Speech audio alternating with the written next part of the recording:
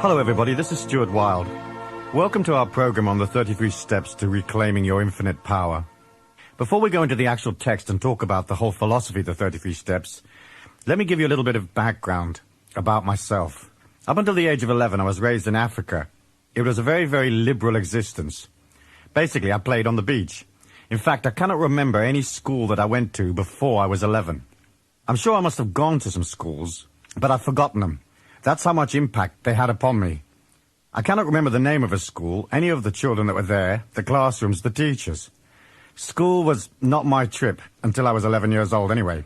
So I was hanging out on the beaches of Africa, and then I was sent to an old English boarding school, one of those real old mausoleums that have been there since the beginning of time.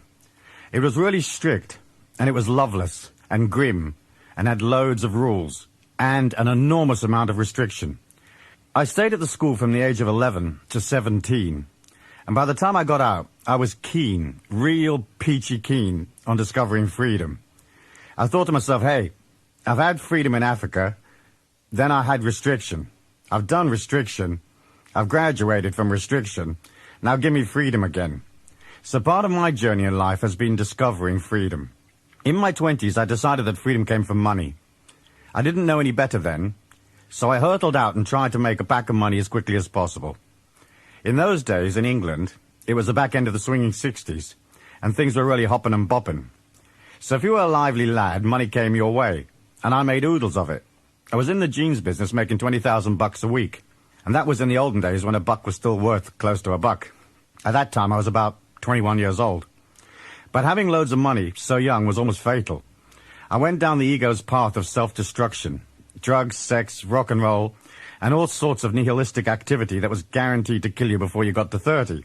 Having done that and got the T-shirt 10 times over, I got to the ripe old age of 28 and decided, hey, wait a minute, there's got to be more to life than this.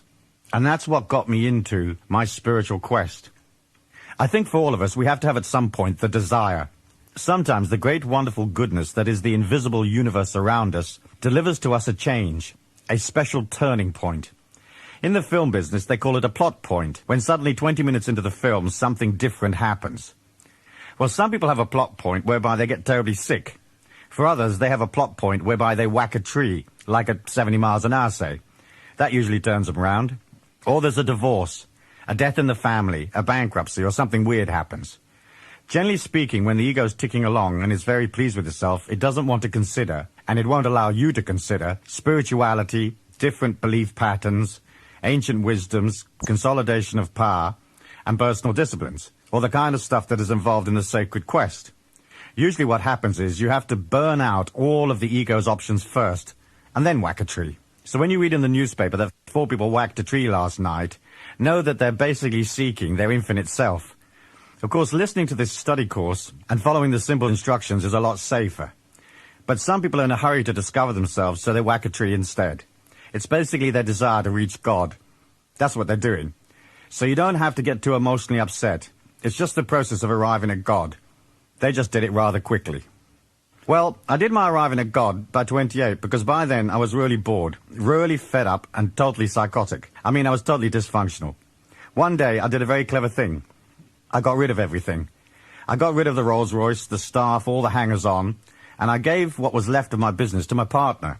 I had an apartment in London on Chelsea Embankment, which is a pretty kind of la-di-da area. I remember thinking one day, I want to leave. I want to be free. No more BS. I want things that are true and real and good. In the hallway of my apartment was a very expensive set of mirrors. So I rang up a friend of mine and said, send a guy with a van. I'm going to give you a gift of some mirrors. So he came along and unhooked all the mirrors and hauled them off. Then on the day when I left the apartment, and you've got to think in terms of this apartment being worth about $400,000 in today's money, the morning I left the apartment, I closed the door. I didn't cut off the telephone. I didn't cut off the electricity. I didn't write to the bank and explain to them why they weren't getting their mortgage. I didn't owe them very much, and I had loads and loads of equity in the apartment, but I didn't care about the money. I didn't even eat the food in the refrigerator. Nothing. I left all my clothes and all of the furniture, bar the mirrors, of course, and I left the apartment like I was going round the corner to the 7-Eleven. I walked down the street and I made a right along Chelsea Embankment, and not far from the building was a little drain. and I unclipped the front door key of the apartment and dropped it down the drain. That's how much I wanted to change. I was leaving. And as I walked out of there and left, that was the beginning of my spiritual quest. I decided, hey, Stewie, it's time for something different. So anyway, luckily enough, I found a spiritual teacher who started teaching me about Taoism. What's so beautiful about Taoism is that it teaches you to detach. Not only to detach from the world emotion, the emotion of your family, the emotions of the people around you, but you learn to detach from your own emotions so that you're not so much a victim of what's going on inside of you. The beauty of this philosophy is it teaches you to observe your own reactions. It's almost like standing above yourself and watching what's going on rather than owning the whole opera. You can observe your urges, you can observe your disquiet. You're not so much a victim of your own stuff. Some of the material in this introductory session I originally touched upon in a book I wrote some years ago called The Force.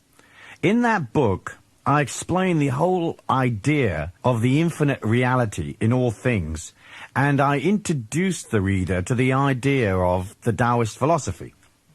The Tao is an interesting thing. It's a Chinese philosophy that comes from about 500 BC. It is actually written Taoist, T as in Tommy, A-O-I-S-T. So it's written Taoist and pronounced with a D, Taoist. That always confused the hell out of me, in the early days anyway. It came about because the people that studied the Chinese language in the early days tried to translate the Chinese sound into an English letter. And they never really did make up their mind whether it was Dao or Tao. So in the end, it's pronounced Dao and actually written Tao with a T. So you've probably seen the Tao Te Ching or Tao Te Ching in your local bookshop. The wonderful thing about it is that people buy the book and read it. It's all very flowery, and they haven't got a clue what it means. And I must say, when I first started, I didn't either. But the beauty of the philosophy is that unlike a lot of religions, it doesn't have any rules. So it was naturally attractive to me. It has very simple concepts that are very inspiring and definitely take you from the world of ego, glamour, and illusion into the spirituality of the infinite self. So I was very influenced by Taoism. The world of the ego is one of agony, pure agony for most people, because even when the ego is being kept happy, it's never really happy. You can give it a new car, you can give it a new snowmobile, some sexual experiences, you can get it drunk, you can stuff it full of food, and it wakes up the following morning and it nails a list of things to your forehead. It says, hey, sucker, get me this and get me that. I feel insecure. I want more of this and more of that. So the ego always leans towards dysfunction. You cannot possibly come to any kind of serenity in what the Eastern mystics call Maya, the illusion, in the ego-driven world. Of course, when you think about it, this physical plane is a glorious experience. From a spiritual perspective, we don't really have any negative energy on this plane. We only have the illusion of negative energy. Let me explain. All negative energy comes from the ego. In other words, what we call the negative experience is any contradiction of the ego's opinion. So anytime that something happens in life that contradicts you, you'll consider you have suffered a negative experience. So you want to live a pain-free existence, and you fall off the sidewalk and break your ankle. And there's a contradiction. You want a simple lifestyle with plenty of money, and the check bounces, you get laid off from your job, and there's another contradiction. You want a reasonable flow, reasonable happiness, reasonable gratification, and your spouse gives you a hard time, your kids drive you crazy, the boss is harassing you, and here are a few more contradictions. You want to be cozy and warm, and it's pelting down with rain. So what we as humans call negative experiences are really only contradiction of the ego's opinion. Emotional pain is all self-inflicted. It doesn't make it pleasant, but once you can see that it comes from the ego's decisions, you can begin to heal it, and heal it quickly. So in my method, there are no real absolutes. In other words, it's an illusion to say we've got to be cozy, we've got to be safe, we've got to be rich, We've got to be healthy. We've got to live forever. That's another one of the ego's special legislations, isn't it? You may live forever, and you may not. The point about living forever is, there is no point in living forever if you live in a tick-tock prison. There's no point in living forever if your life is a complete dysfunctional mess. It's better that you live a week or two as a realized, free, totally serene, loving human being than living 80 years in the mayhem of the ego. How long you live is irrelevant. It's the quality of life while you're alive that matters. If today was your last day on Earth, the only tragedy would be if you hadn't experienced life properly, if you'd never allowed yourself to actually live it. What's the point of life if the whole of it has been one of pain, anguish, dysfunction and worry? That's useless. But if you've managed to reconcile yourself, if you've looked within, if you've reclaimed this infinite power within you, then all of a sudden you can say, yeah, Stu, I've done it. I got there. I got the t-shirt, bro. I'm happy to go into another dimension. I'm complete. So when we look at people's lives, it isn't really the length of their lives, it's the quality. Yet looking around our nation, we can see that the quality of people's lives is going down the gurgler. They're getting worse and worse, sicker and sicker. So you've got two options. You can sit around and get ill, or you can do something about it. So the very first part of this journey, in my view, is desire. What is your desire? What is your desire to consolidate your power? What is your desire to become free? What is your desire to perceive the world in a different way? Can you let go of where you find yourself today? You don't have to go crazy, like I did, because I'm a bit of a lunatic. I go over the top on everything. And you don't necessarily have to walk out of your house and leave. But in the end, it's the level of your desire. Because spirit never comes down to fetch you. Spirit doesn't wander around saying, anybody here want to get realized? Anybody here want to transcend? It's not whistling in the marketplace trying to drum up business. It sits there passively and waits for you to come and get it. So you have to reach up. Imagine yourself listening to this session and you're actually putting your arm up and reaching up and saying to that infinite God force inside of you, whatever which way you may want to describe it, Buddha, the Christ consciousness, Krishna, the Tao, whatever, reaching up and saying, hey, I want to change. I want to go beyond where I find myself. Because if I don't, I'll bore myself stupid. You gotta want to, and that's the first move. I wanted to, I must say. I had a lot of desire and a lot of tenacity. A lot. I've heard that in some surveys of people that buy these audio programs, it says that they never actually listen to the program. They leave them on the bookshelf so they can look as though they're learning. And of the people that do listen to these programs, many don't follow through to the end. Maybe these people don't really have a desire to change. So, bro, sister, if you're listening to this program and you have got the desire to change, you better get to the end of it. Otherwise, I'm going to zing round to your place and box your little spiritual ears. Because in the end, the laziness of the ego, the self-indulgence of the ego, the importance of the ego will kill you. So at some point, you actually wind up being in a war with yourself. If you let the ego win, then you're bound to fail. So, if you say, I'm going to impose a discipline upon myself, I'm going to listen to these sessions for 30 minutes every day, commuting, say. It's pointless chatting to a friend for 30 minutes in the car, because that's your discipline gone. Then your mind thinks, see, she's weak. She didn't follow through with her commitment. So sit your friend in the front seat and say, hey, listen, shut up for a while. I'm reclaiming my infinite self. I'm listening to session 6. And you follow through. Because in the end, if your word isn't law to you, then your mind knows it isn't. You say you're going to do something and you don't. What happens is the mind gets stronger. The ego gets stronger. It dominates your life even more. It harasses you more. So if you're coming along this journey with me, make the commitment. And if you don't want to make the commitment, then throw the program out the window. Or better still, give it to someone you don't like. But if you're making the commitment, if you want to be in the show, so to speak, you've got to commit to taking the time to listen. Taking the time to get to the end. Because as we go through these 33 steps, it's going to set you free. It'll liberate you from lots of unnecessary weight. So some of the concepts set you free immediately, and you'll get it. And some of them set you free later on, 3 months from now, 9 months from now, 5 years from now. When you comprehend what they mean, what they really mean, you'll see things in a deeper way. It's almost like an onion. You can take off one little peel, and you see the next skin below it. You take that skin off, and you see the next one, and so on. You're always going deeper and deeper within yourself.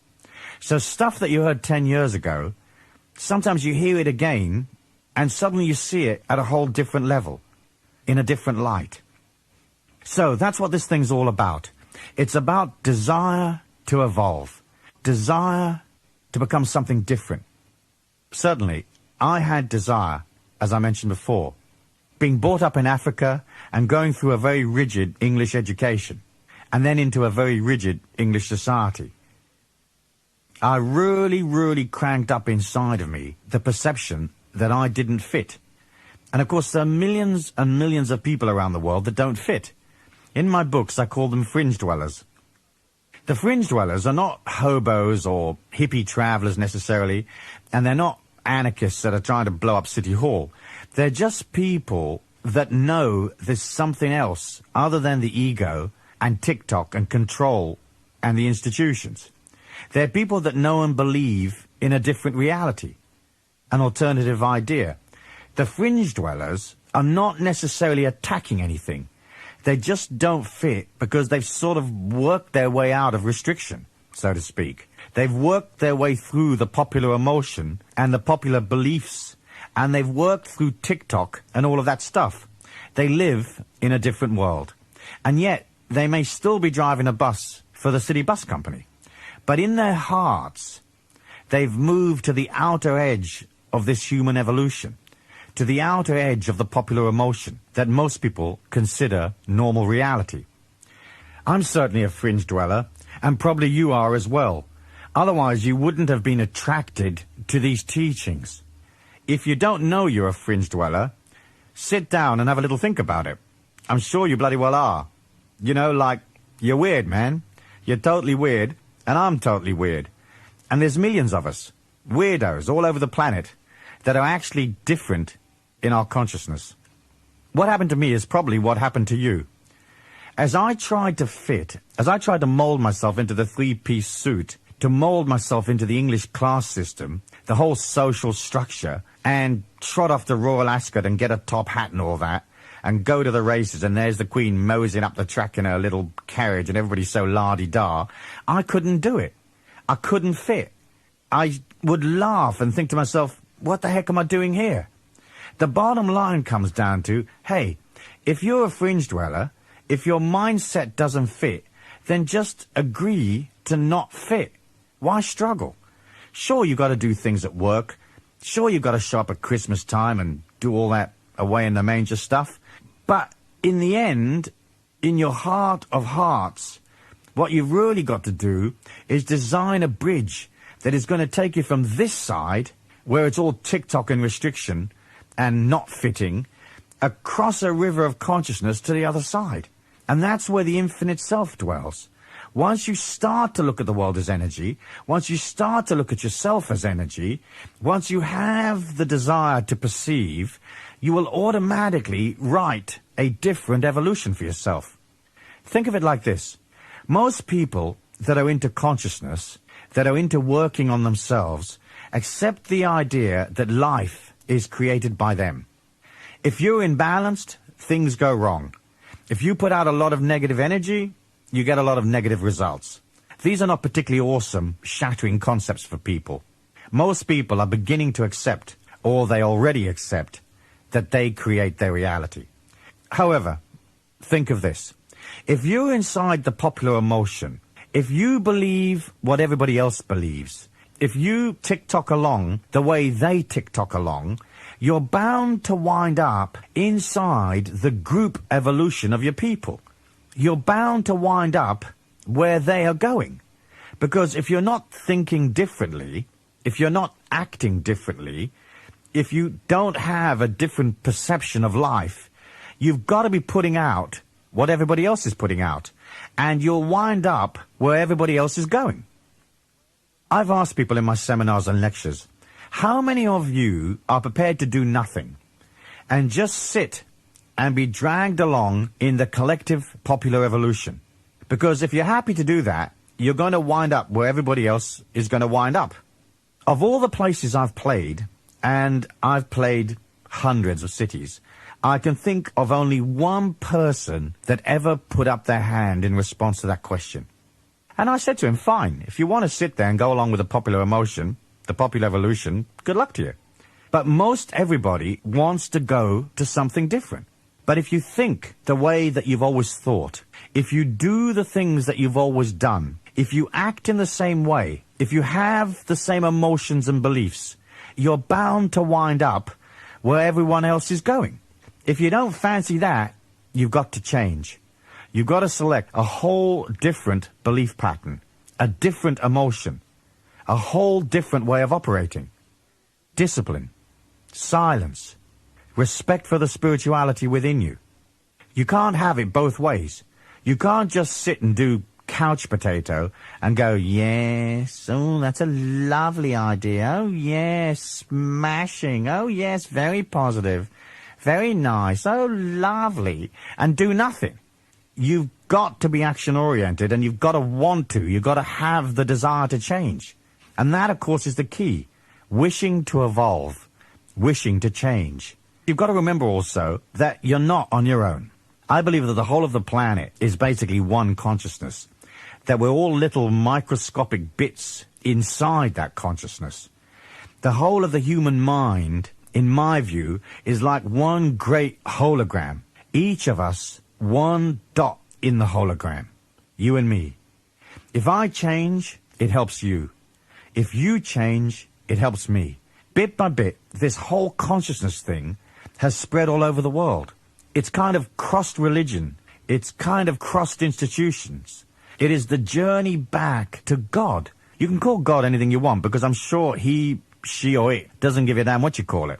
But the fact is, consciousness flows out and changes people. So we all wake up. It helps us.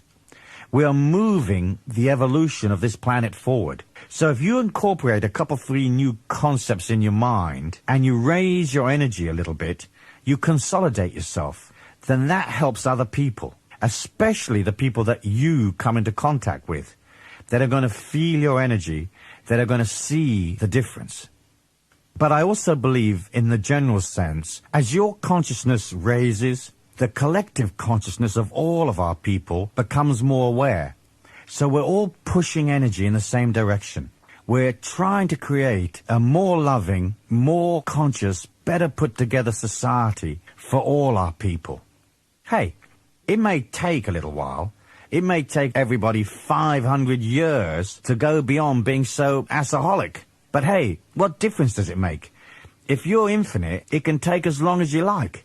In fact, it's cool to think to yourself, at least we're moving forward. At least something's happening. At least we're making some kind of effort. That's the whole point of these 33 steps. To generate a new energy. To generate effort. To accept the discipline. Self-discipline. So that you perceive and look and also understand that you cannot create a brand new energy, go to a brand new place, and still hold on to where you find yourself now. In other words, if you want to flow down this eternal river of perception towards your infinite self, you've got to let go of the branch that you're hanging on to and just let the river take you. That means you have to face your insecurities. You have to face your fears and really look at yourself. Sometimes to look at yourself is extremely painful because what you see is like piles and piles of caca, loads of it. And you think, my God, I'm grim. I'm totally asaholic. I need to join Asaholics Anonymous. I'm so asaholic, it's absolutely painful. Then as you get into that and see how asaholic you are, you can love yourself. You can look in the mirror and say, man, this is one of the world's greatest asses, but I love him. I love her, and I'm going to change her. And that's what's so great about this process. Think of this. If you were perfect, if you were totally angelic, if you were marvelous, I mean totally over the top, perfect, saintly, whatever, you wouldn't be here.